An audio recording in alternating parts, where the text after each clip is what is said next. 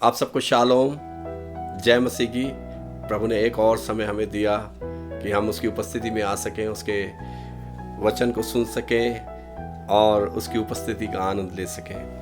मेरे प्रियो, जैसे कि 16 अगस्त जो है संडे है और हम संडे की इस आराधना में हैं, और 15 अगस्त जो कल गुजर गया, 15 अगस्त को हमारा देश आज़ाद हुआ और करीब 74 साल हमारे इस आज़ाद देश को हो गए हैं। और हम लोग आज़ाद देश में ही हमने जन्म लिया है। और मेरे को मालूम है, मेरे पिताजी 1930 में उन्होंने जन्म लिया और 1930 से लेकर 1947 जो 17 साल थे वो एक गुलामी का जो साल था। तो अलग अलग तरीके से वो कहानियों को बताते थे कि कैसे एक गुलाम देश में उन्होंने वो जीवन को देखा है। मगर मेरे प्रियो, प्रभु यीशु मसीह का धन्यवाद है कि जब यीशु मसीह इस संसार में आए, आज से 2020 साल पहले यीशु मसीह ने ये घोषणा करी कि तुम सत्य को जानोगे, सत्य तुम्हें आज़ाद करेगा। मेरे प्रियो, हम आज़ाद हैं आत्मिक दृष्टि में भी और हमारे इस देश में भी। सो क्यों ना हम प्रभु को धन्यवाद दें। आइए प्रार्थना के साथ हम शुरू करेंगे। आइए हम सब मिल के प्रार्थना करें। प्रेमी दयालु पिता, हम आपको धन्यवाद देते हैं सच में आपके अद्भुत प्रेम के लिए जो आपने हमसे किया है। हालेलुया। प्यारे प्रभु, हम इतना जानते हैं प्रभु जी कि आपने प्रभु हमें ये आज़ादी की सांसें दी हैं। प्यारे प्रभु जी, आपने हमें आज़ाद देश में रखा है। हालेलुया। हम अपने देश के लिए प्रार्थना करते हैं प्रभु जी कि हमारे देश में प्रभु आपका राज्य सामर्थ्य के साथ काम करे। हालेलुया। आपका राज्य इस पूरे भारतवर्ष में आने पाए प्रभु जी। हालेलुया। ओ प्रभु जी, हर एक जन जो अंधकार के राज्य में है वो अंधकार के राज्य से निकलकर ज्योति के राज्य में आने पाए प्रभु जी। हालेलुया। ओ जो लोग मृत्यु के राज्य में है प्रभु जी, उस मृत्यु से बाहर निकलकर प्रभु जी, उस मृत्यु से हालेलुया निकलकर वो जीवन में प्रवेश करने पाए प्रभु जी। आज हमारी यही प्रार्थना है हमारे देश के लिए प्यारे प्रभु जी। और प्रभु होने दे प्यारे प्रभु, आज हर एक व्यक्ति जो सुनने वाले भी है प्यारे प्रभु जी, किसी भी रीति में अगर कोई बुराई की गुलामी में है या शरीर की इच्छाओं की गुलामी में है या प्रभु जी कोई भी ऐसी गुलामी में है, हम वहां पर आजादी को बोलते हैं, आजादी की घोषणा करते हैं और धन्यवाद करते हैं क्योंकि आप सदा सर्वदा के लिए राज्य करते हैं। हालेलुया। और आपका राज्य प्यारे प्रभु सर्वदा का है प्रभु। हम आपका धन्यवाद करते हैं। Thank you Jesus. हालेलुया। आपने हमारी प्रार्थना को सुना प्रभु जी। आराधना के हिस्से को भी आपके हाथों में सौंपते हैं प्रभु यीशु मसीह के नाम में मांगते हैं। आमीन, आमीन। आइए हम मिलकर आराधना करेंगे।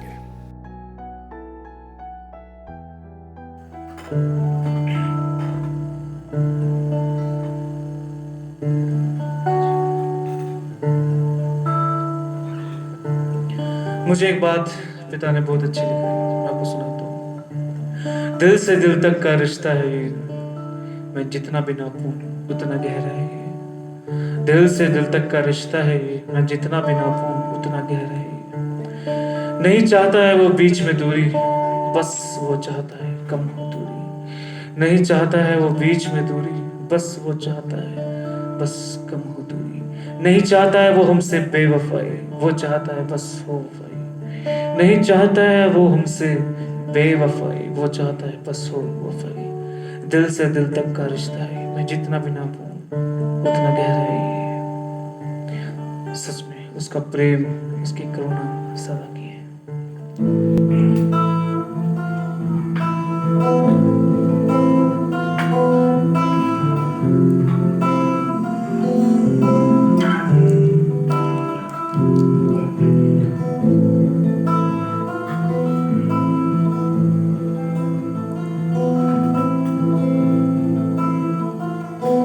जहाँ थी खुशबू प्यार की, कहाँ से आई नफरत की तलवार।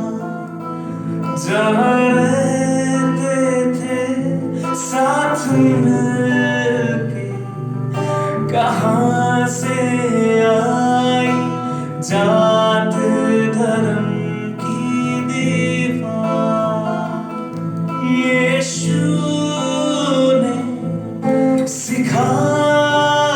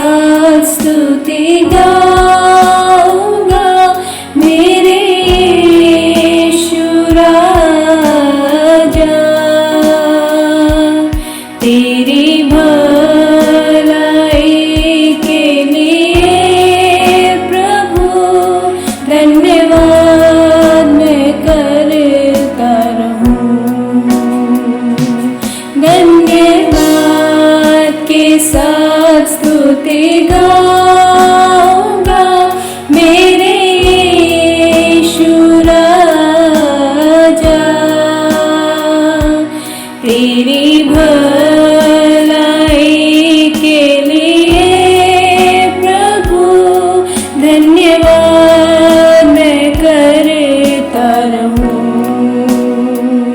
सच्चे खुदा के इकलौते बेटे पर विश्वास है मेरा।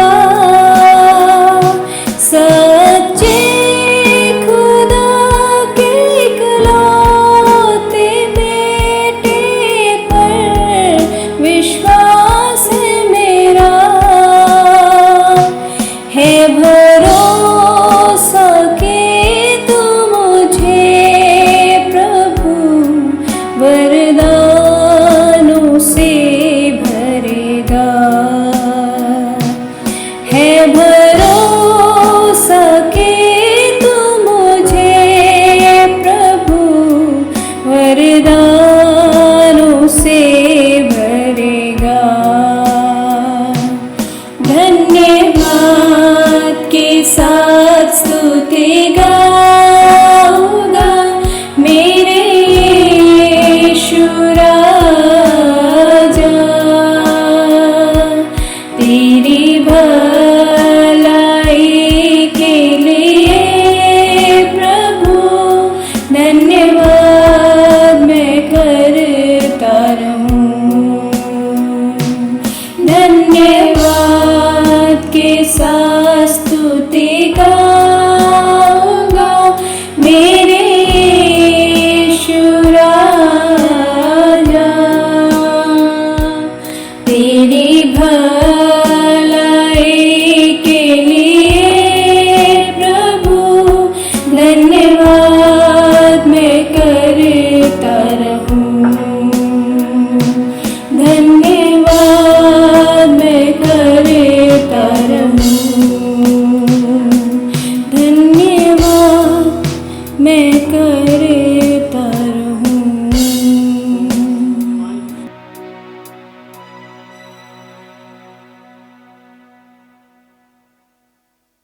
प्रभु का धन्यवाद है, प्रभु ने आराधना करने में हमारी मदद करी।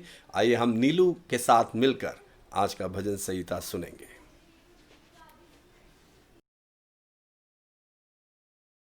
सबको शालोम और प्रेज द लॉर्ड। मैं परमेश्वर का धन्यवाद करती हूँ कि उन्होंने फिर से मौका दिया कि मैं आप सब लोग के सामने परमेश्वर के वचन को बोल सकूं। सचमुच जब हम परमेश्वर के वचन को बोलते हैं, उसके बारे में हम कुछ बात करते हैं, तो हमारा मन क्या है, आनंद अंदर से आनंदित हो जाता है।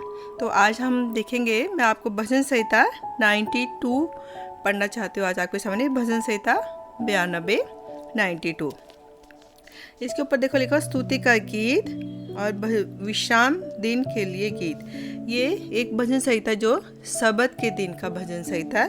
पहले मैं इसको आपके सामने पढ़ूंगी। यहोवा का धन्यवाद करना भला है, हे परम प्रधान तेरे नाम का भजन गाना। प्रातः काल को तेरी करुणा और प्रति रात तेरी सच्चाई का प्रचार करना। 10 तार वाले बाजे और सारंगी पर और वीणा पर गंभीर स्वर से गाना भला है, क्योंकि हे यहोवा तूने मुझको अपने काम से आनंदित किया है और मैं तेरे हाथों के कामों के कारण जय जयकार करूँगा। हे यहोवा तेरे काम क्या ही बड़े हैं, तेरी कल्पनाएं बहुत गंभीर है। पशु समान मनुष्य इसको नहीं समझता और मूर्ख इसका विचार नहीं करता कि दुष्ट जो घास के समान फूलते फलते हैं और सब अनर्थकारी जो प्रफुल्लित होते हैं, ये इसलिए होता है कि सर्वदा के लिए नष्ट हो जाए।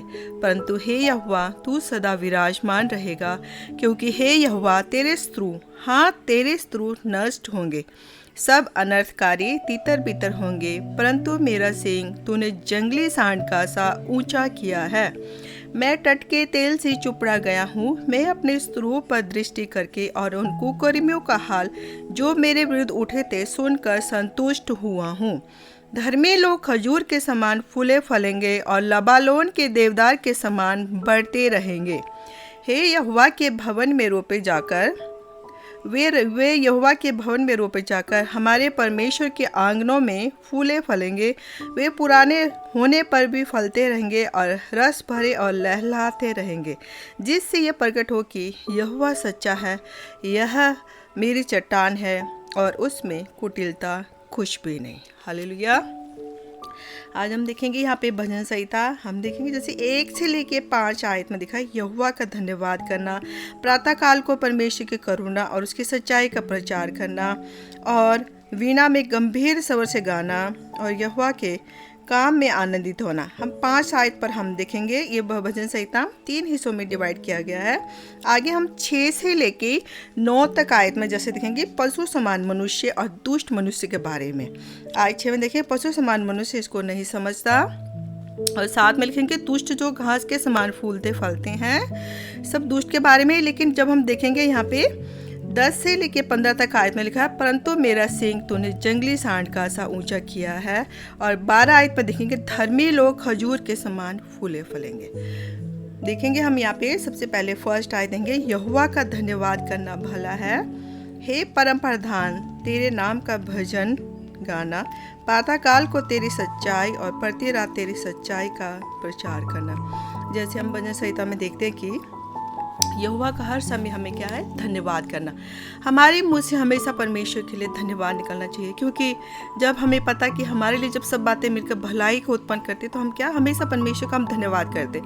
चाहे जो मसीह में जो मजबूत हो, चाहे दुख भी आए मुसीबत आए, तो हम क्या कहते हैं परमेश्वर पिता धन्यवाद, क्योंकि हम संकट में पड़कर मुख उदास करके नहीं बैठते, क्योंकि हमें पता है हमारा पिता हमारे साथ है और वो हमारे लिए कभी भी बुरा नहीं होने देगा।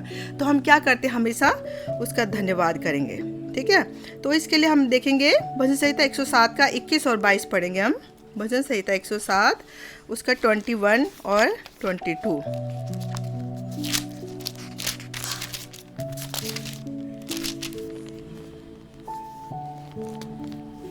इसमें लिखा है लोग यहोवा की करुणा के कारण और उन आश्चर्यकर्मों के कारण जो वह मनुष्य के लिए करता है उसका धन्यवाद करे, और वे धन्यवाद बलि चढ़ाए और जय जयकार करते हुए उसके कामों का वर्णन करें। हमेशा क्या करना, हमें परमेश्वर का धन्यवाद बलि चढ़ाना। जो कुछ परमेश्वर हमारे जीवन में करते हैं, हम कई बार बहुत सारी चीज़ों की प्रार्थना करते हैं और बहुत सारी चीज़ों की प्रार्थनाओं का उत्तर हमें शीघ्र मिल जाता है, लेकिन कई बार हम प्रार्थना करते हैं तो उसका उत्तर शीघ्र नहीं मिलता। लेकिन फिर भी हमें परमेश्वर का धन्यवाद करना, क्योंकि हर एक चीज़ का एक वक्त है। सही वक्त आने पर परमेश्वर हमें उस प्रार्थना का उत्तर अवश्य देगा। उसके बाद हम देखेंगे आयत 90 भजन संहिता 92 का 3 आयत हम देखेंगे। 10 तारे वाले बाजे और सारंगी पे और वीणा पर गंभीर स्वर से गाना भला है। 10 तारे बाजे और संगी पर जब हम परमेश्वर के लिए गीत गाते हैं तो हमें आनंदित होकर 10 तारे वाले कई बोलते हैं, हम अपनी उंगलियों के द्वारा तालियों के द्वारा जोर से, जब हम अकेले होते हैं चीज़ों कोई भी साजबाज नहीं होता, हमें 10 तारे वाले हाथों के द्वारा ताली बजाकर भी हमें उस गीत को गाना चाहिए। जैसे हम देखेंगे इसके लिए निकालेंगे भजन संहिता 33 का 3। उसके लिए नया गीत गाओ, जय जयकार के साथ भली भांति बजाओ। उसके लिए नया गीत गाओ। जब हम प्रभु में आनंदित होते हैं तो हर समय हम क्या, हमारे होठों से हम स्तुति करने को दिल करता है और हम परमेश्वर के लिए गीत गाते हैं। अगला हम देखेंगे भजन संहिता 92 का 4 आयत में लिखा है, क्योंकि हे यहोवा तूने मुझको अपने काम से आनंद किया है, मैं तेरे हाथों के कामों के कारण जय जयकार करूँगा। और 5 में देखेंगे हे यहोवा तेरे काम क्या ही बड़े हैं और तेरे कल्पनाएं बहुत गंभीर है। और उसके बाद हम देखेंगे 6 आयत में पशु समान मनुष्य इसको नहीं समझता और मूर्ख इसका विचार नहीं करता। मूर्ख तो अपने मन में यही कहता है मेरा जीव कि कोई परमेश्वर है ही नहीं, वो परमेश्वर की खोज भी नहीं करता। वो सवेरे उठकर बस अपने पेट के लिए उसमें हर चीज़ में लग जाता है। और जैसे यहाँ पे लिखा भजन संहिता 92 के 7 आयत में देखें कि दुष्ट जो घास के समान फूलते फलते हैं। आपने देखा होगा मेरा जो घास बहुत तेज़ी से फलता है, बहुत तेज़ी से फलता है और चारों तरफ फैल जाता है, और उसी तेज़ी से क्या घास मुरझा भी जाते हैं। परमेश्वर ने यहाँ पे दुष्ट के लिए, लेकिन 12 आयत में देखेंगे धर्मी लोग खजूर के समान फूले फूलेंगे। खजूर का वृक्ष आपने देखा होगा मेरा जो ये डीजे राजस्थान में लगता है, लेकिन ये कहीं पे भी किसी भी हालत में क्या, ये स्टिल खड़ा रहता है मजबूती के साथ अपना फल। और खजूर का फल इतना फलता है, लोगों ने खजूर के लोग पेड़ को देखा होगा तो वो बहुत ही ज़्यादा फलदार होता है। धर्मी लोगों को खजूर के बारे में बताया परमेश्वर ने, लेकिन दुष्ट को क्या लिखा हुआ? घास के समान। वो घास के समान बढ़ते तो है, लेकिन तुरंत क्या हो जाते? वो नष्ट हो जाते। हम लोग क्या है, परमेश्वर को, जो हम परमेश्वर को मानते हैं, जो विश्वासी लोग हैं, हम एक खजूर के समान है, खजूर के पेड़ के समान है। हम बारात पाएंगे, धर्मी लोग खजूर के समान फूले फूलेंगे और लबानोन के देवदार के समान बढ़ते रहेंगे। लबानोन के देवदार, आपने कभी देखा होगा जब हम पहाड़ में जाते हैं, देवदार के पेड़ कितने विशाल और कितने वो होते, आंधी तूफान आने पर भी क्या उनके ऊपर कोई असर नहीं होता। उसी प्रकार हम भी विश्वासी लोग परमेश्वर के, जब हम आगे बढ़ते हैं, जब कुछ भी हालात आ जाए, हम परमेश्वर का क्या करते हैं? धन्यवाद करते हैं। हमेशा हमें परमेश्वर का धन्यवाद करना है, क्योंकि हम जानते हैं परमेश्वर हमारे साथ रहते हैं। जैसे रोमी 8:28 में लिखा कि हर बातें मिलकर हमारे लिए भलाई को उत्पन्न करता है। हम 92 का 12 आयत देंगे, धर्मी लोग खजूर के समान फूले फलेंगे।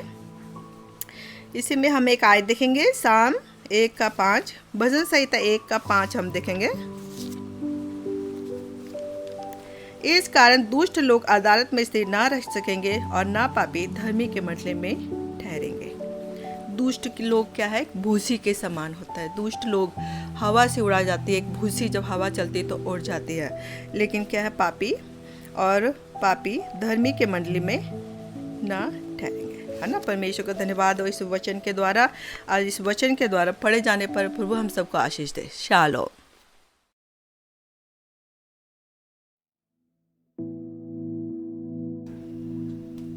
हालेलुया। सो आप लोगों को शालोम एक, और प्रभु का धन्यवाद है कि प्रभु ने आप लोगों के बीच में एक बार फिर से आने के लिए मौका दिया, और ये उसकी महाकरुणा का फल है कि हम आज भी जीवित हैं मेरे प्रियो। और हम अपने देश के लिए जो हमने प्रार्थना करी है, प्रभु आने वाले दिनों में जितने भी हमारे देश में प्रभु के सेवक लोग हैं, मिशनरी हैं और सुसमाचार प्रचारक हैं, प्रेरित लोग हैं, भविष्यवक्ता हैं, सिखाने वाले हैं, उन सबको प्रभु और सामर्थ्य के साथ इस्तेमाल करेगा मेरे प्रियो। क्योंकि हम जब प्रभु के हैं तब प्रभु हमारी चिंता करता है, हमें संभाल के रखता है। उसे मालूम है कि आने वाले समय में क्या होगा। अभी बहुत सारा समय जो गुजरा है, मार्च 22 से लेकर और अभी तक, हमने एक चीज़ को पाया है कि हम एक ऐसे डर में आज इंसान जी रहा है, जो डर जो है केवल एक बीमारी और उस मृत्यु के भय को जो लेकर आया है। और उसमें ना केवल हमारा देश मगर पूरा विश्व जो है इससे लड़ रहा है। और बहुत सी बार जो है हमारी सरकार और जो दूसरे जो देशों के लोग हैं वो इस बात को घोषित करते हैं कि अब सब कुछ ठीक हो जाएगा, मगर जब ये लोग घोषणा करते हैं उसी समय कुछ ना कुछ गिनती बढ़ना शुरू हो जाती है। मगर हम इतना जानते हैं कि परमेश्वर का राज्य जो है वो सामर्थ्य में है, वो बातें नहीं करता है मेरे जो। ये संसार के राज्य में, इस राज्य का हर एक बातों में अंत हो जाएगा। मगर पिछले कई दिनों से जो हम लोग सीख रहे हैं कि परमेश्वर का राज्य जो है वो ज्योति में है ना, उसमें ज्योति है, ज्योति में सब कुछ नज़र आता है। और जब ज्योति में सब कुछ नज़र आता है तो प्रभु के लोग जो उसके चुने हुए हैं, जो इस बात पर संपूर्ण यकीन करते हैं, विश्वास रखते हैं, अपनी पहचान को वो सही रीति में जानते हैं कि वो परमेश्वर के पुत्र हैं, उन्होंने यीशु मसीह पर विश्वास करने के द्वारा परमेश्वर पिता से नया जन्म पाया है। हालेलुया। तो आप एक विजयी जीवन जिएंगे, हर परिस्थिति में विजयी जीवन जिएंगे। चाहे आपके चारों ओर कैसा भी माहौल क्यों ना हो, उस माहौल को भी आप आनंद के साथ गुजारेंगे। हालेलुया। और एक बात के लिए प्रभु को धन्यवाद देंगे, प्रभु आपका धन्यवाद हो। चाहे चारों ओर भय है, चाहे चारों ओर डर है, उस भय और डर की परिस्थिति में आपने मुझे हियाव बांध कर चलने के लिए मेरी सहायता करी है। हालेलुया। और हम वचन से कुछ बातों को आज सीखेंगे। हम निकालेंगे भजन संहिता 27 और उसका एक वचन को हम पढ़ेंगे। भजन संहिता 27, साम 27, 1 वर्स।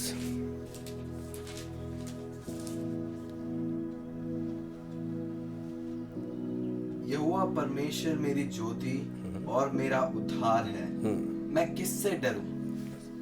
यहोवा परमेश्वर मेरी ज्योति और मेरा उद्धार है, मैं किससे डरूं? देखो, दाऊद जो है इस बात को अपने आप से बोलता है, अपने आप से। अब इससे पहले जो जीवन की घोषणा होती है वो जीवन सबसे पहले मेरे लिए है।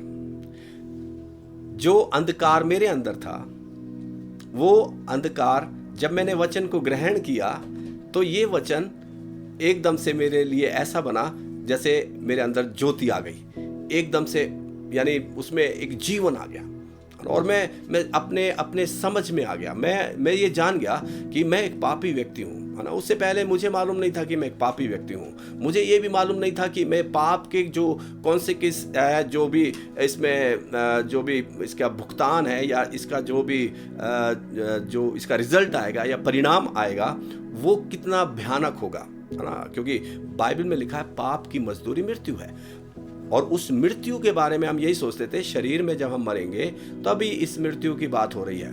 मेरे जो हम आत्मिक क्षेत्र में मरे हुए थे, हम उस जीवित परमेश्वर को नहीं जानते थे। हमें मालूम नहीं था कि वो परमेश्वर हमसे कितना प्रेम करता है, हमारा पिता हमसे कितना प्रेम करता है।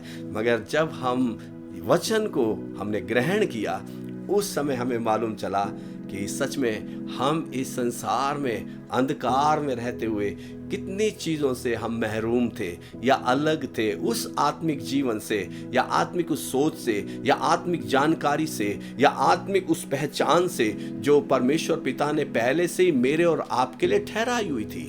इसलिए जब मेरे जीवन में अंधकार दूर हुआ और जब ज्योति जीवन में आई तो उसने मेरे जीवन में हर एक डर को क्या करा, हटा दिया, हर एक डर को मेरे दूर कर दिया। क्योंकि अब किसी बात से मुझे डर नहीं लगता मेरे प्रियो। क्यों नहीं लगता? जैसे दाऊद अपने भजन में लिखता है, दाऊद के पास यह अनुभव था और वो अनुभव जो है भजन में लिखता है। और वो भजन जब हम प्रतिदिन पढ़ते हैं या हम लोग जब इसको बीच बीच में पढ़ते हैं या मनन करते हैं तब एक चीज़ को पाते हैं कि जो भय रहित जीवन, डर रहित जीवन दाऊद के पास था, उससे भी बढ़कर जीवन मेरे और आपके पास है मेरे प्रियो। उस समय आत्मा जो था आता था और चला जाता था, मगर अब पवित्र आत्मा आने और जाने के लिए नहीं है। पवित्र आत्मा सदा सर्वदा के लिए आपके साथ है, जो कभी भी आपको नहीं छोड़ेगा, जो कभी भी आपको अलग नहीं होने देगा। मेरे प्रियो, जब हम वचन को पढ़ते हैं तो एक चीज़ को हम जानते हैं कि परमेश्वर मेरी ज्योति, और कोई मेरी ज्योति नहीं है, परमेश्वर मेरी ज्योति है, परमेश्वर मेरा उद्धार है। नए नियम में जब हम आते हैं, यीशु मसीह मेरी ज्योति है, यीशु मसीह मेरा उद्धार है। यीशु मसीह पर जब मैंने विश्वास किया तो वो ज्योति जो यीशु मसीह स्वयं है वो मेरे अंदर आ गया, और जिस घड़ी मैंने उस पर विश्वास किया मुझे पापों से क्षमा मिल गई, मुझे उद्धार में उसने शामिल किया। मेरा वो उद्धार का जीवन उसी दिन शुरू हो गया। ये एक ऐसा जीवन है मेरे जो, क्योंकि बाइबल में लिखा है ये जीवन उस समय संपूर्ण उद्धार को नहीं देखता जिस उद्धार के बारे में बहुत सारे लोग बात करते हैं, मगर ये जीवन जो है प्रतिदिन हम उद्धार में जी रहे हैं, प्रतिदिन पाप की क्षमा में जी रहे हैं, प्रतिदिन हम उसके अनुग्रह में जी रहे हैं, प्रतिदिन हम उस क्षमा में जी रहे हैं। हालेलुया, जो कलवरी क्रूस पर यीशु मसीह ने हम सबको दिया है। हालेलुया। और वो एक ही बात को चाहता है मेरे प्रियो कि हम इसमें निश्चय रहें, क्योंकि दाऊद इसमें निश्चय था, परमेश्वर मेरी ज्योति और मेरा उद्धार है, मैं किससे डरूं। बाहर की परिस्थितियों से वो डरता नहीं था मेरे प्रियो, क्योंकि बाहर जो भी चीज़ें थी वो एक बात जानता था, वो हमेशा के लिए नहीं है, थोड़े समय के लिए है। ऐसे ही मैं और आप भी इस बात को जानते हैं, बाहर की परिस्थितियां हमें डरा नहीं सकती, क्योंकि बाहर की परिस्थितियां थोड़े समय के लिए हैं, हमेशा के लिए नहीं है। इसलिए मसीही जीवन डर रहित जीवन है। आप सब बोलो, मसीही जीवन डर रहित जीवन है। आप बोलो, मसीही जीवन डर रहित जीवन है। प्रभु का धन्यवाद है। आइए हम इसको और भी पढ़ेंगे, हम इसका दूसरा भाग पढ़ेंगे जो दाऊद इस भजन में लिखता है। यहोवा मेरे जीवन का दृढ़ गढ़ ठहरा है, मैं किसका भय खाऊं। वो मेरे जीवन का दृढ़ गढ़ ठहरा है, मैं किसका भय खाऊं। वो मेरे जीवन का दृढ़ गढ़ ठहरा है। अगर वो कैसे आपका दृढ़ गढ़ ठहरा है, कैसे आपका दृढ़ गढ़ ठहरा है?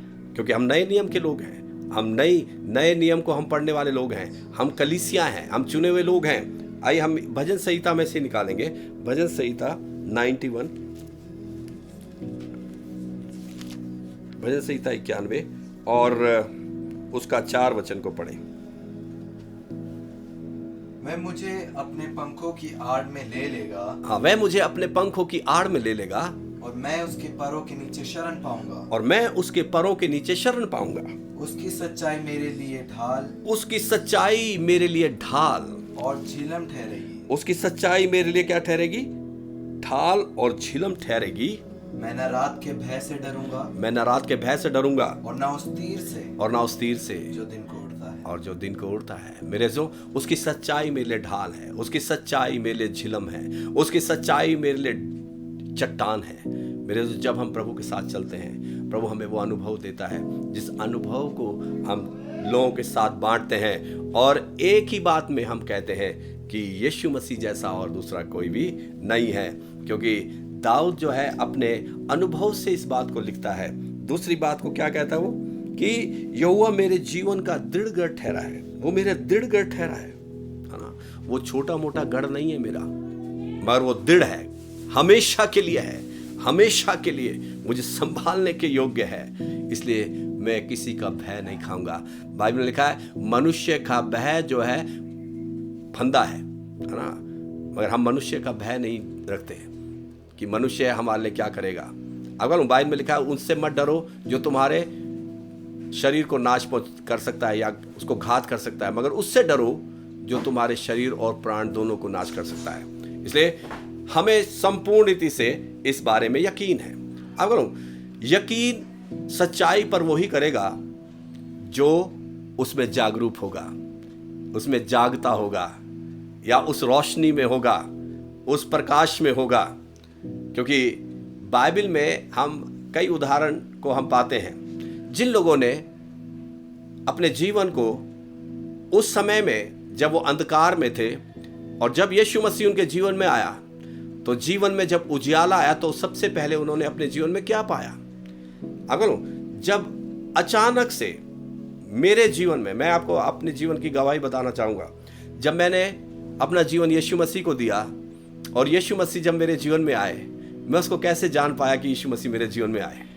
मैं एक बात को समझ गया था पूरी तरह से कि मैं मनुष्य जो हूँ वो एक पापी मनुष्य हूँ। उससे पहले मैं पाप को पाप नहीं कहता था। मैं नशे भी करता था, मैं गालियाँ भी देता था, मैं झूठ भी बोलता था, मैं लोगों के साथ लड़ाई झगड़े भी करता था और जो यार दोस्त हैं उनके साथ मिलकर दूसरों की बुराई भी करता था और मेरे को इसमें आनंद मिलता था और मैं इस चीज़ को कभी भी पाप नहीं समझता था। मैं कभी भी इस बात को नहीं जान पाया था। मगर जिस दिन मेरे अंदर यीशु मसीह का वचन आया और उस वचन को मैंने जब सच्चे मन के साथ ग्रहण किया, तब एक बात के लिए मेरी पहचान जो थी मुझे मालूम चल गई कि जॉय तू एक पापी मनुष्य है। तूने बहुत पाप किए हैं, तूने बहुतों को दुख पहुंचाया है, तूने बहुतों के आंखों में आंसू तूने आने दिए, मगर किसी को भी तूने खुशी नहीं दी है। उस समय मैं प्रभु के चरणों में बैठकर मैंने पश्चाताप किया, क्योंकि उस समय मैं उस उजाले में अपने आप को देख रहा था मेरे प्रियो कि मैं कितना बड़ा एक पापी मनुष्य हूँ, मैंने कितने पाप किए हैं मेरे जो। ऐसे ही एक सच्चा पश्चाताप आप करूँ वो जीवन को बदल देता है। ऐसे ही आज से 27 साल पहले मेरे जीवन को यीशु मसीह ने बदल दिया। मेरे जीवन में जब यीशु मसीह आए उसने मेरे को पहचान कराई, हालेलुया, कि मैं एक पापी मनुष्य हूँ। और उसके बाद से मेरे जीवन में उस पहचान से उसने मुझे हटा दिया, क्योंकि ज्योति मेरे जीवन में आ गई, हालेलुया। और उसने कहा मेरा अनुग्रह जो है तुझे धर्मी ठहराता है, अब से तू पापी नहीं है, अब तू धर्मी है। अगर हम वचन में से कुछ बातों को पढ़ेंगे, हम निकालेंगे।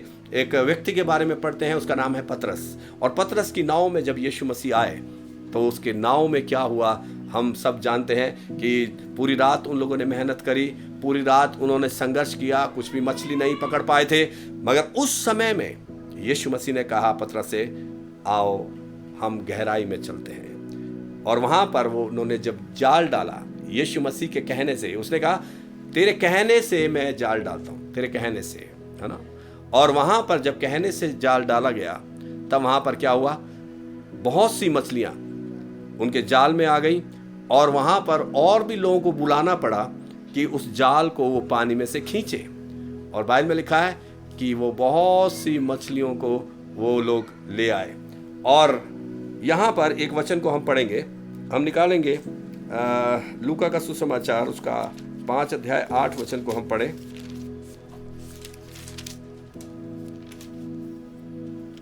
हालेलुया।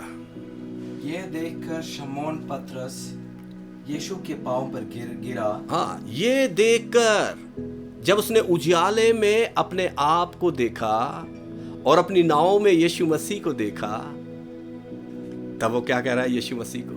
उसके पांव पर गिर गया और क्या कहा? और कहा, हे प्रभु, हे प्रभु, मेरे पास से जा, मेरे पास से जा, क्योंकि मैं पापी मनुष्य हूँ। ओ, मैं एक पापी मनुष्य हूँ। आप कौन? यहाँ पर पतरस जो था अपने बारे में बोलता है, मैं एक पापी मनुष्य हूँ। उसने जब देखा, आप कौन? जब हमारे जीवन में हम यीशु मसीह को देखते हैं, तब हमारी पहचान जो है हमारे जीवन से वो कराता है कि ये संसार में जो कुछ भी हम हैं, हमारे जीवन में जो कुछ भी हम संभाले हुए हैं, जिस जीवन के बारे में हम घमंड करते हैं, जिस जीवन के बारे में हम ये कहते हैं कि ओ मैंने ये सब कुछ किया है, और जब यीशु मसीह उस जीवन में आ जाता है, तब हम कहते हैं प्रभु मैं पापी मनुष्य हूं। आप मानो यीशु मसीह पापियों का उद्धार करने के लिए आया है। आजादी का मतलब क्या है मेरे अज़ीज़ों? पाप की गुलामी में हमारा जीवन था और हमने उस अंधकार में जो आनंद लिया, उसी आनंद को हम सोचते थे यही हमेशा का आनंद है। इसलिए प्रतिदिन रूटीन में हम वही काम करते थे। अगर उससे भी अच्छा कुछ मिलता था तो हम उसको अपना लेते थे, और ऐसे एक पाप भरे जीवन में हम जी रहे थे मेरे अज़ीज़ों। मगर जब यीशु मसीह से हमारा सामना हो गया, जब यीशु मसीह हमारे जीवन में आ गया, उस समय उसने हमारे जीवन को बदल दिया। उस समय हमारे जीवन में सही मायने हमें पता चल गए, और एक पहचान जो हमारी थी संसार के तरीके में कि हम एक पापी मनुष्य हैं, उसने हमें बताया। हमारे अंदर हमें ये जानकारी हमें मिली कि मैं एक पापी मनुष्य हूँ, क्योंकि रोशनी में हर चीज़ नजर आती है। जब तक अंधकार में थे, किसी ने भी पाप को पाप नहीं कहा। अगर जो अच्छे और बुरे के फल का मतलब क्या था कि लोग अच्छे को बुरा कहते हैं और बुरे को अच्छा कहते हैं। आज जो अंधकार में है वो ऐसा ही जीवन जी रहे हैं, वो बुरे को अच्छा बोलते हैं, है ना? अच्छे को कभी अच्छा नहीं बोलते, मगर वो हमेशा बुरे को अच्छा बोलते हैं। हाँ, वो बहुत अच्छा बोलता है भाई, वो बहुत अच्छा करता है ना? अगर किसी से लड़ाई करवानी हो या किसी की बुराई को किसी के सामने जाहिर करना हो तो कहेंगे हाँ, अगर किसी की बुराई के बारे में सुनना है तो आप उस व्यक्ति को बुलाओ, वो उस सब की बुराई को सामने कर देगा उसकी, है ना? मगर धन्यवाद, यीशु मसीह किसी की बुराई को सामने नहीं लाता, मगर बुराई को वो ढांपता है, बुराई को वो क्षमा करता है। मेरे प्रियो, हमारा मसीही जीवन हम कैसे जी रहे हैं? क्या हम पुराने जीवन के साथ नए जीवन को जीना चाहते हैं, या नए जीवन के साथ पुराने जीवन को हटाना चाहते हैं? अगर आप नए जीवन के साथ चलेंगे, यीशु मसीह के साथ चलेंगे, तब पाप आपके जीवन में जो आया उसकी जो पहचान है आपके अंदर से चली जाएगी। यीशु मसीह ने पतरस को कहा, मेरे पीछे हो ले, मैं तुझे मनुष्यों को पकड़ने वाला बनाऊंगा। वो इस बात को नहीं समझ पाया था कि यीशु मसीह किस बारे में बोलते हैं। और यूहन्ना के सुसमाचार में हम इस बात को पाते हैं, जब यीशु मसीह ने कहा तुम्हें मेरा मांस और तुम्हें मेरा लहू पीना होगा, तो यीशु मसीह के बहुत सारे जो चेले थे वो पीछे हट गए, और पतरस और शेष प्रेरितों से जब यीशु मसीह ने कहा क्या तुम भी जाना चाहते हो, तो पतरस ने क्या कहा था? हम तुझे छोड़कर कहाँ जाएं, जीवन की बातें तेरे पास है।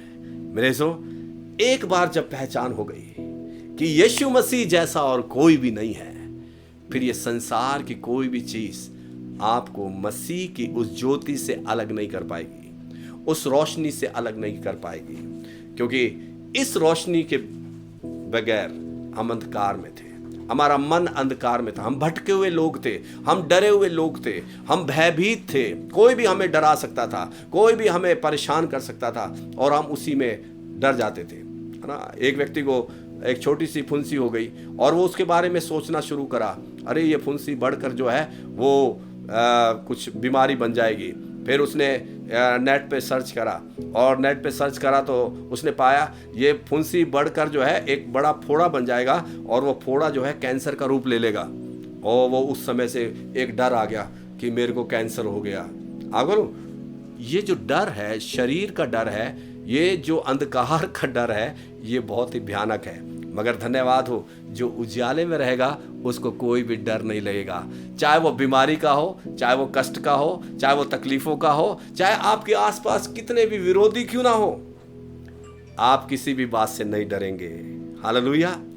और दूसरा उदाहरण हम बाइबल में पाते हैं, अगर हम निकालें लूका का सुसमाचार, एक और व्यक्ति का बार, जब यीशु मसीह ज्योति के रूप में उसके जीवन में आए तो उसने क्या कहा यीशु मसीह को। हम निकालेंगे लूका उसका 19 अध्याय उसका 8 वचन को पढ़ेंगे।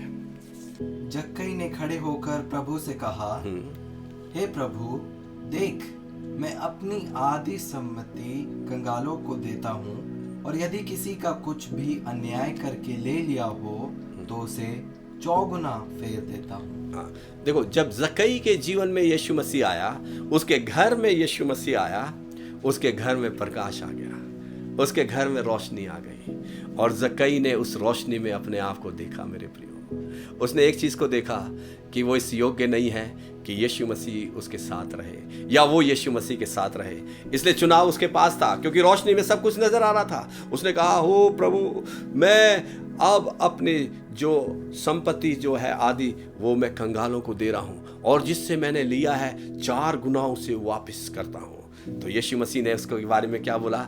आज ही इस घर में उद्धार आया है, पापों की क्षमा आई है, जीवन आया है, संपूर्ण छुटकारा आया है, क्योंकि इसने अपने आप के बारे में अब नहीं सोचा। क्योंकि अंधेरे में, अंधकार में मनुष्य केवल अपने बारे में सोचता है। अंधकार जो है वो हमें केवल हमारे ऊपर केंद्रित रखता है। मगर धन्यवाद हो, ज्योति में आप अपने आप को देखते हैं कि प्रभु ने मुझे सब कुछ पर्याप्त दिया है, और जो कुछ आपको दिया है वो इसलिए दिया है ताकि उसके द्वारा भक्ति और भय के साथ आप जीवन गुजारें और भलाई करें। और जब आप भलाई के लिए आगे बढ़ेंगे, आप उन लोगों को देखेंगे जो अंधकार में पड़े हैं, जो लोग ज़रूरतमंद हैं, जो लोग आज भी यीशु मसीह की तलाश में हैं, उनसे जब आप मिलेंगे तो प्रभु आपको वहाँ पर इस्तेमाल करेगा, निश्चय इस्तेमाल करेगा। मैंने अपने जीवन के अनुभव से इस बात को पाया प्रियो, कि आप जब प्रभु की ज्योति में रहेंगे, सबसे पहले वो आपको ज्योति बनाएगा, और जब ज्योति अंधकार में चलेगी, अंधकार खुद ब खुद हटता जाएगा। हालेलुया। क्योंकि मुझे याद है एक बार दिल्ली में प्रभु लेकर गया, और एक डॉक्टर की किडनियां खराब थी, और वो एक बहुत बड़े हॉस्पिटल में थे, जो दिल्ली का माना हुआ हॉस्पिटल है, और एक अन्य जाति का एक डॉक्टर था। और वहाँ पर एक भाई जब लेकर गए, वहाँ पर वो बहुत करारा था, और वो जिसको भी मानता था उसका नाम ले रहा था।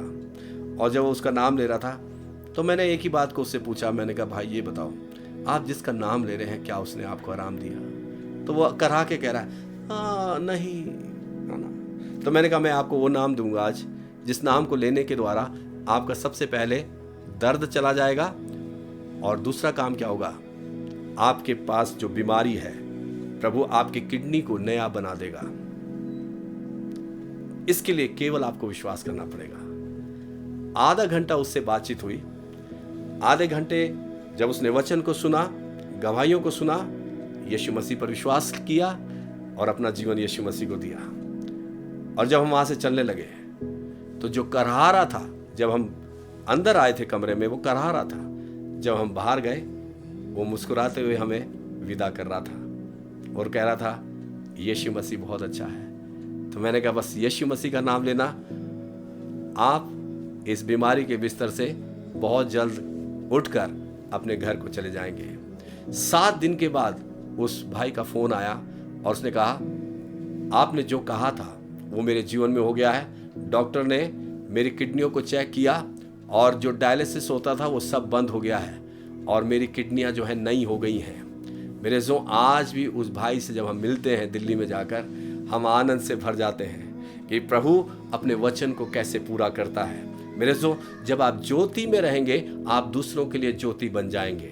जब आप स्वयं जीवन में रहेंगे आप दूसरों के लिए जीवन बन जाएंगे। मेरे जो वहां पर कोई भी पक्षपात नहीं है, क्योंकि आप अपनी पहचान में चल रहे हैं। आपको मालूम है कि आप कौन हैं, क्योंकि ये वचन कभी बदलता नहीं है। एक और व्यक्ति के बारे में हम अभी सीखते हैं और आप सबको उसके बारे में मालूम है, जो वचन के जानकार हैं, जो वचन को हर बार सुन रहे हैं। शाऊल के बारे में हम जानते हैं। अगर हम निकालें प्रेरितों के काम उसका 9 अध्याय 3 वचन को हम पढ़ें कि शाऊल के जीवन में कैसे परिवर्तन आया। Hallelujah, thank you Jesus.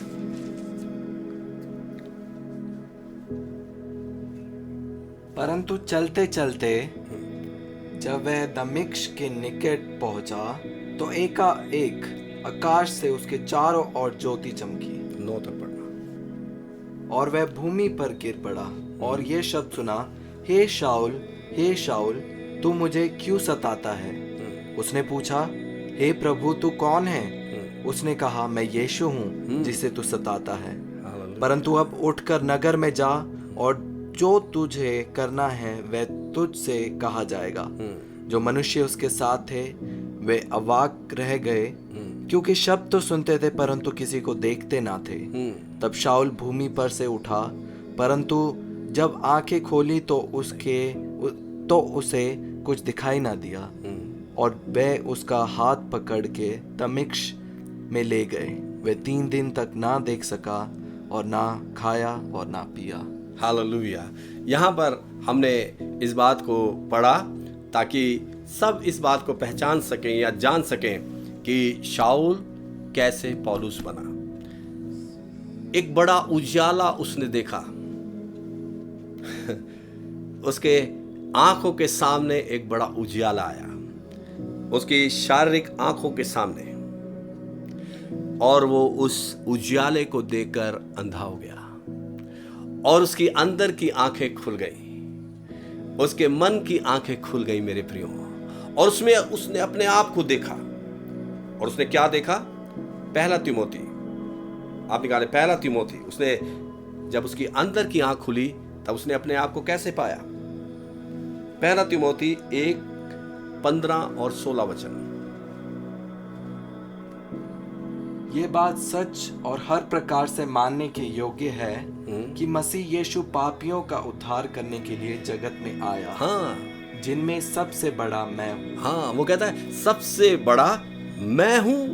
अब उसकी जब आंख खुली तब वो एक बात जान गया, अरे मैं सबसे बड़ा पापी हूँ, दुनिया में सबसे बड़ा पापी, क्योंकि मैं ही तो यीशु मसीह को सता रहा था, मैं ही तो उसके लोगों को सता रहा था, मैं उनको मार डालने के लिए सहमत था, मैं उन्हें बंदी गृह में डालता था, मैं उनको मारता था। उसके अंदर पश्चाताप आया और उस पश्चाताप के द्वारा वो एक बात को प्रभु के सामने स्वीकार किया कि प्रभु, मेरे जीवन में मैंने बहुत से पाप किए हैं और मुझ पापी पर तू दया कर, मुझ पापी पर तू दया कर, मुझ पापी पर तू दया कर। अगर जब पौलुस को यीशु मसीह ने दर्शन दिया था, 15 साल तक वो अरब में रहा और वहां पर एक एक पाप जो उसने करे, उसने वो समय प्रभु के सामने गुजारा और प्रभु उसको तैयारी दे रहा था, क्योंकि उसको एक बात को कहा गया था, अब तुझे मेरे नाम के कारण दुख उठाना होगा, और अपने आप को उसके लिए तैयार कर रहा था। पवित्र आत्मा उसके साथ था, पवित्र आत्मा उसकी अगुवाई कर रहा था मेरे प्रियो। और तिमोथी को जब वो ये पत्र लिखता है तो वो कहता है कि हर प्रकार से विश्वास योग्य ये बात है कि यीशु मसीह सब पापियों का उद्धार करने के लिए आया है और उनमें सबसे बड़ा मैं हूँ। और 16 वचन में क्या लिखा है? पर मुझ पर इसलिए दया हुई कि मुझ सबसे बड़े पापी में यीशु मसीह अपनी पूरी सहनशीलता दिखाए। बस कि आमीन, सहनशीलता दिखाए। यानी सहनशीलता का मतलब है कि वो जल्दबाजी में यीशु मसीह कोई काम नहीं करते। यीशु मसीह पूरी सहनशीलता के साथ मुझ में काम करते हैं। अगर मैंने जन्म से लेकर 27 साल तक बहुत से पाप किया और उस पाप के जीवन में यीशु मसीह मेरे जीवन में सहनशीलता दिखाते रहे। आज भी यीशु मसीह मेरे और आपके जीवन में सहनशीलता दिखाते हैं उन सब बातों के लिए जिसमें आज भी हम अपने आप को उन बुराइयों में पाते हैं। अगर कोई भी डर हमारे जीवन में आता है या कोई भी भय हमारे जीवन में आता है तो अभी भी हम उन बंधनों में हैं मेरे अज़ीज़ों। कई बार शरीर में जब कोई कमज़ोरी आएगी तो एकदम से डर आता है कि अरे मेरे को किसी अच्छे डॉक्टर को दिखाना पड़ेगा या किसी कोई अच्छी मेडिसिन लेनी पड़ेगी। मेरे अज़ीज़ों, हम अलग अलग प्रकार के ऐसे एक डर में या ऐसे भय में अपना जीवन गुजारते हैं, मगर यीशु मसीह कहता है उसके कोड़े खाने के द्वारा हम चंगे हैं। हालेलुया। आप चंगाई के वचन से भरे हुए हैं मेरे प्रियो। इसलिए जब आप पर वो अपनी सहनशीलता को दिखा रहा है तो वो आपको चाहता है कि आप अपने आप को उजाले में देखें। आप अपने आप को उजाले में देखें। जब आप अपने आप को उजाले में देखेंगे तब दूसरे आपको उजाले में देखेंगे, फिर वो भी अपने आप को उजाले में देखना शुरू करेंगे। अपनी बुराई के अंदर जब वो अपने आप को देखेंगे, अरे मैं इस बुराई में भी हूँ और मैं यीशु मसीह का नाम भी लेता हूँ, मैं तो प्रार्थना भी करता हूँ, मैं तो उपवास भी रखता हूँ, अगर उस बुराई में वो अपने आप को देखेंगे उनके जीवन में पक्का परिवर्तन आएगा मेरे जो। वो एक पश्चाताप हृदय के साथ प्रभु के सामने आएंगे। हालेलुया। क्योंकि प्रभु यीशु मसीह आज भी सहनशीलता दिखाता है, क्योंकि वो अनुग्रह है। हालेलुया। वो अनुग्रह और सच्चाई है। हालेलुया। और वो हमारे चारों ओर हमारी ढाल है। वो स्वर्गीय सुरक्षा जो है वो इस वचन के द्वारा हमें प्रदान करता है। सो प्रभु यीशु मसीह का धन्यवाद है। हालेलुया। हमारे जीवन में जो प्रभु ने कार्य किया है, जैसे हमने पतरस के जीवन से सीखा, जैसे हमने जक्कई के जीवन से सीखा, जैसे हमने शाऊल के जीवन से सीखा, क्या हमने अपने जीवन में उसे देखा है? अगर अभी तक आपने अपने जीवन में उसे काम करते हुए नहीं देखा, मेरे जो पहला जो कदम है वो यही है कि मुझे और आपको अपने आप को उस समय में देखना है जब पहली बार आपका सामना यीशु मसीह के साथ हुआ था। उस समय आपको उजियाला मिला। उस उजियाले में आपने देखा कि मैं एक पापी मनुष्य हूँ। और वो पापी मनुष्य जब प्रभु यीशु मसीह के पास आया, उसने पापी को अपने गले लगाया, पापियों का उद्धार करने के लिए आया। उसने मेरे और आपके जीवन में सहनशीलता दिखाई। हालेलुया। वो इसलिए नहीं दिखाई कि हम नाश हो जाएं, उसने इसलिए नहीं दिखाई कि हम किसी भी बात में हम निराश रहें, उसने इसलिए नहीं दिखाई कि हम बीमारी या किसी और बात में हम ग्रसित रहें, मगर इसलिए दिखाई ताकि हम संपूर्ण आज़ादी में अपना जीवन गुजार सकें। हालेलुया। ओ उसने आपको भय रहित जीवन दिया है, उसने आपको डर रहित जीवन दिया है। तो क्यों ना आज आप अपने जीवन में, अपने परिवार में ये घोषणा करें, हालेलुया, कि अब से मेरे जीवन पर कोई भी डर का प्रभाव नहीं रहेगा, मेरे परिवार पे कोई भी डर का प्रभाव नहीं रहेगा, कोई भी बीमारी का प्रभाव नहीं रहेगा। हालेलुया। प्रभु का सेवक होने के नाते मैं आपके जीवन में ये घोषणा करता हूँ। हालेलुया। अगर आप किसी भी रीति में किसी बंधन में हैं, अभी वो बंधन टूट रहे हैं यीशु के नाम में। अभी वो खंडित कर रहा है आपको। हालेलुया। ओ हर एक बीमारी को खंडित कर रहा है। हालेलुया। हर एक बीमारी से आपको बाहर निकाल रहा है। हालेलुया। हर एक डिप्रेशन से आपको बाहर निकाल रहा है। हालेलुया। क्योंकि उसने आपको आज़ाद कर दिया है, अपनी आत्मा के द्वारा आज़ाद कर दिया है, उस ज्योति के द्वारा आज़ाद कर दिया है। उसका राज्य ज्योति से भरा हुआ है राज्य है। हालेलुया। सो प्रभु आप लोगों को इन वचनों के द्वारा आशीष देवे। क्यों ना हम प्रार्थना करें, थोड़े समय हम मिलकर प्रभु को धन्यवाद दे दें। हालेलुया। ओ प्रभु से कहें, प्रभु जैसे आपकी इच्छा स्वर्ग में पूरी होती है वैसे ही मेरे जीवन में पूरी हो जाए। हालेलुया। हालेलुया। धन्यवाद हो। हालेलुया।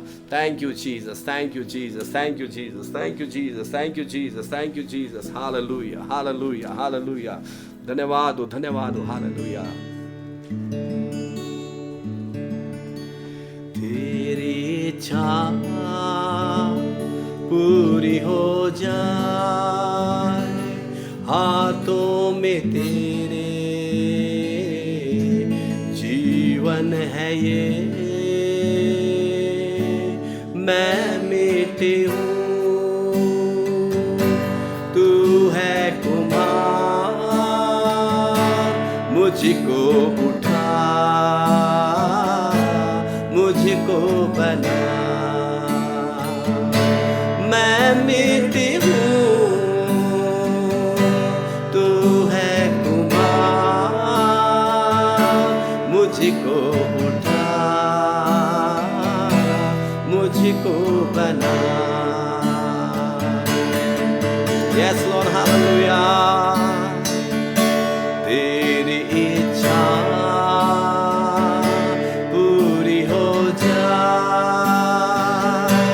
हाथों में तेरे जीवन है ये, मैं मिट्टी हूँ, तू है कुम्हार, मुझको उठा, मुझको बना। मैं मिट्टी हूँ, तू है कुम्हार, मुझको उठा, मुझको बना, मुझको उठा, मुझको बना। क्यों ना आज ये प्रार्थना हम सबकी रहे, हालेलुया, कि प्रभु मुझे आपने ज्योति बनाया है और ये ज्योति आपके हाथ में रहेगी, और ये ज्योति का वचन जो है वो मेरे पाँव के लिए दीपक और मेरे मार्ग के लिए उजाला रहेगा, और मैं किसी बात से नहीं डरूंगा और मैं किसी भी बात से बह नहीं खाऊंगा जो मुझे संसार में किसी भी बात के लिए मिलता है, और मैं एक विजयी जीवन जीऊंगा। हालेलुया। सब प्रभु यीशु मसीह आपको इन वचनों के द्वारा आशीषित करे। आइए हम प्रार्थना करेंगे। प्रेम पिता, हम आपका धन्यवाद करते हैं सच में आपके अद्भुत प्रेम के लिए। अपने वचन के द्वारा आपने हमसे बातचीत करी, हमें उत्साहित किया ताकि हम आज़ाद देश में रहकर आत्मिक आज़ादी का आनंद ले सकें। हालेलुया। क्योंकि आपका राज्य जो है वो इस पृथ्वी के ऊपर आ चुका है। आपके वचन में लिखा है कि जहाँ पर ज्योति है, जहाँ पर जीवन है, वहाँ पर स्वर्ग राज्य है। प्यारे प्रभु, आपने अपने समय में भी कहा अगर दुष्ट आत्माएं निकल रही हैं, बीमार चंगे हो रहे हैं, तो परमेश्वर का राज्य तुम्हारे बीच में है। आज ये सामर्थ के काम हो रहे हैं। हालेलुया। ओ प्रभु, आपके हर एक सेवकों के द्वारा ये काम हो रहे हैं, हम आपका धन्यवाद करते हैं। हर एक विश्वासी के द्वारा ये काम हो रहे हैं, इसके लिए हम आपका धन्यवाद करते हैं, क्योंकि आपका वचन ही है जो सामर्थ का काम करता है। हालेलुया। Thank you Jesus. एक एक जीवनों को हम आपके लहू में सुरक्षित करते हैं। आने वाले दिनों में विजयी जीवन जीने के लिए पवित्र आत्मा के द्वारा सबकी अगुवाई कीजिएगा। हालेलुया। धन्यवाद हो प्रार्थना सुनने वाले प्रभु यीशु मसीह। अगर इस समय कोई भी डिप्रेशन में है, बीमार है, वहां पर आपका आत्मा काम कर रहा है, आपका आत्मा वहां पर काम कर रहा है। छुटकारा छुटकारा छुटकारा यीशु के नाम में। हालेलुया। बीमार खड़ा हो जाए, ओ जो चल नहीं सकते वो चले यीशु के नाम में। हालेलुया। ओ प्रभु, आपका धन्यवाद हो। Thank you Jesus. जो बंधनों में है, बंधन खुल रहे हैं यीशु के नाम में। मानसिक बंधन, हालेलुया। ओ जो प्रतिदिन आप चिंता का बंधन, ओ सब खुल रहा है यीशु के नाम में। आजादी आ रही है आपके जीवन में, आजादी। हालेलुया। ओ पुरानी बीमारियां छोड़कर जा रही हैं, पुराने दर्द छोड़कर जा रहे हैं। हालेलुया। धन्यवाद हो यीशु राजा, आपका धन्यवाद हो। हालेलुया। हालेलुया। धन्यवाद करें, हम सब मिलकर धन्यवाद करें। हालेलुया। Thank you Jesus. प्रार्थना सुनने वाले प्रभु यीशु मसीह के सामर्थ्य पवित्र नाम में मांगते हैं, आमीन। अब हमारे प्रिय प्रभु यीशु मसीह का अनुग्रह, पिता परमेश्वर का प्रेम, पवित्र आत्मा की सहभागिता हम सबके साथ प्रभु यीशु मसीह के आने तक बनी रहे, आमीन आमीन। आप सबको शालोम, बी ब्लेस्ड। प्रभु आप सबको आशीषित रखे।